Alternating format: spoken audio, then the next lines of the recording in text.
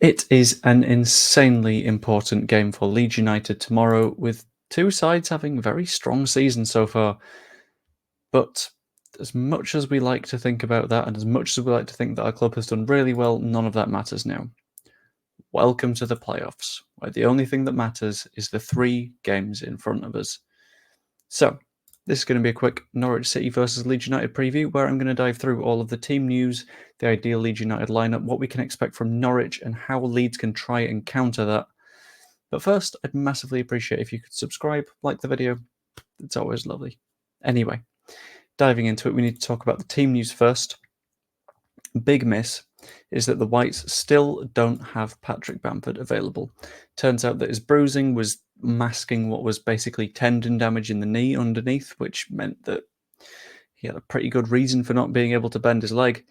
So he won't be available for either the first leg or the second leg, and the final is also in doubt. Another doubt is Dan James. He's been trying to get back to training, but isn't quite 100% yet, so we can't say whether or not he will play for the side. And Connor Roberts is back. He made an appearance on the final day of the season and clearly came through that okay, so he is now completely pickable, which is wonderful. Which gives us an ideal lineup. I've gone with ideal lineup rather than predicted lineup because I don't know what Daniel Farke is going to do, but this is what I think would be best. Start with Ilham Melier in that, just because he's the choice that makes sense. In front of him, Connor Roberts at right back with Joe Rodon, Ethan Ampadu as his centre backs, and Junior Firpo on the left hand side. That's 2 fullbacks that just like that sort of bombing on overlapping style. Really nice to see. I've gone with the midfield of Ilya Gruev and Glenn Kamara just because that works most of the time. I feel like putting Archie Gray in there would be a bit of a risk for tactical reasons that I will get into later. In front of them, I've gone for Somerville, Rutter, and Nonto. Those wingers will work really well with that fullback pairing because those fullbacks like to hug the touchline. Somerville likes to cut in, Nonto likes to cut in. It just works a little bit. And then Rutter in the 10 because we don't really have another number 10 as an option. Finally, up top, I'm going to say Mateo Joseph. Patrick Bamford, not available. Which means that the only pure number 9 that we have to choose at the moment is Mateo Joseph. Because Peru doesn't do the number 10 things.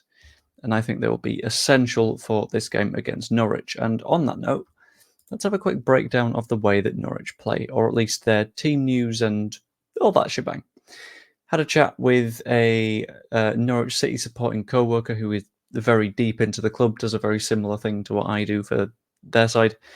And combined it with various things from the presser to pop this section together. So from the presser, we learned that Shane Duffy is set to play in spite of the drink driving charge. This feels very weird.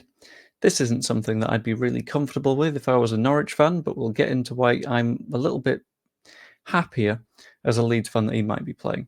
In addition to that, Onel Hernandez and Liam Gibbs will be missing out, I think entirely missing the playoffs, with Ashley Barnes missing just the first leg. Fastnacht and Rowe have managed to train, but we don't know whether that means they'll be available for the match, and that could be a little bit of a threat because we know that John Rowe is quite good. Back to the Duffy thing. The specific quote from my co-worker was, "You should be delighted. A lot of fans didn't want him to start." Seems to be a bit similar to how some Leeds fans see Liam Cooper, in that he's got a mistake in him. If we put pressure on him, we'll cause some errors, and he's a little bit slow on the turn. So there's definitely something to get out there. In essence, this Norwich side is comfortably below full strength, and that might affect the way that they'll play. But I've got some predictions for that too. I think they'll likely be somewhat defensive. They will try to sort of let us go at them and allow Leeds to attack. They'll absorb pressure and then look to hit us on the transition because transitional football is something that Norwich are good at. It's also something that we're good at, so I think this could play into our hands if we use it in the right way. Big threats in terms of their better players. I'm going to go with Gabriel Sara and Josh Sargent. Anyone that watches my Football Manager series will know, oh, hello, that's fun.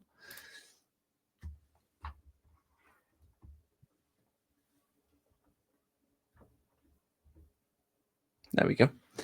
Anyone who not watches my Football Manager series will know just how much I like Gabriel Sara, just because he's a very good player who can create chances, finish them off.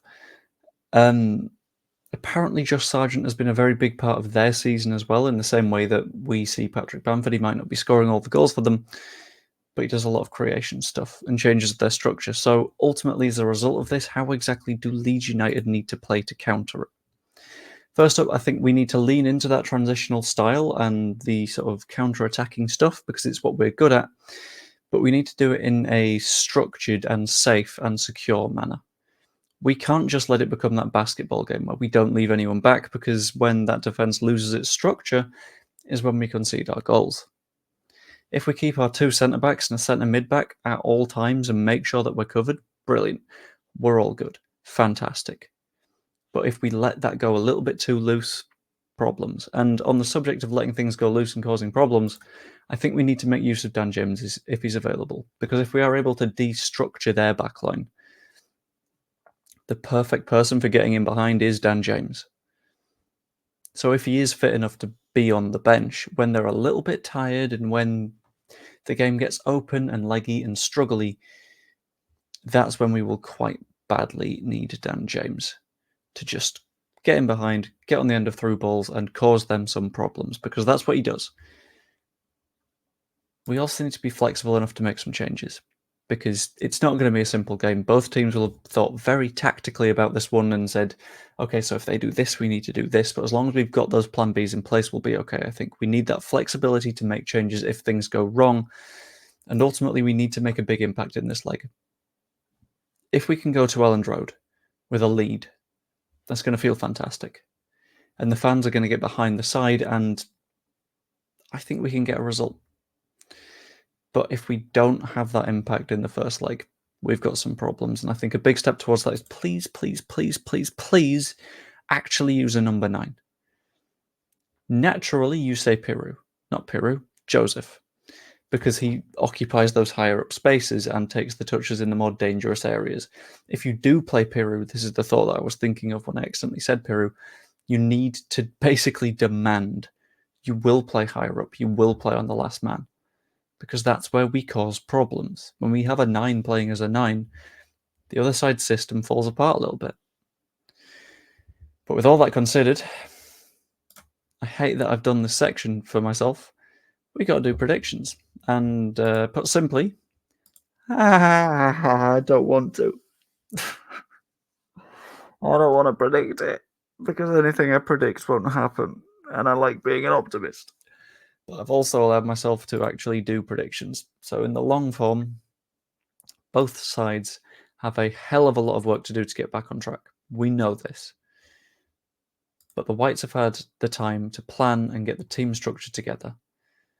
Yes, neither side have a win in a while, but that's fine for us. It's as damaging for them as it is for us. And it means that since we've got a hell of a lot of quality in our squad, we can sort of build a specific plan for Norwich. We've had a week to do that.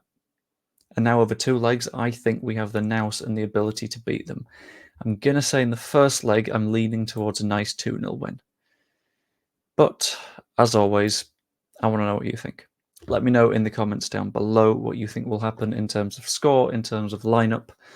Like the video if you enjoyed it, subscribe if you aren't subscribed yet, and you can even become a channel member. It's as affordable as I can make it, and all that money is going to Prostate Cancer UK at the moment, so it'd be massively appreciated.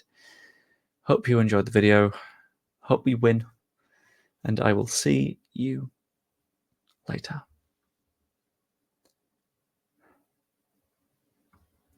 Tell you what, watching 2 episodes of Doctor Who before recording this video is feeling like a mistake. It is 2:15 AM right now. Who decided midnight releases made sense? See you later.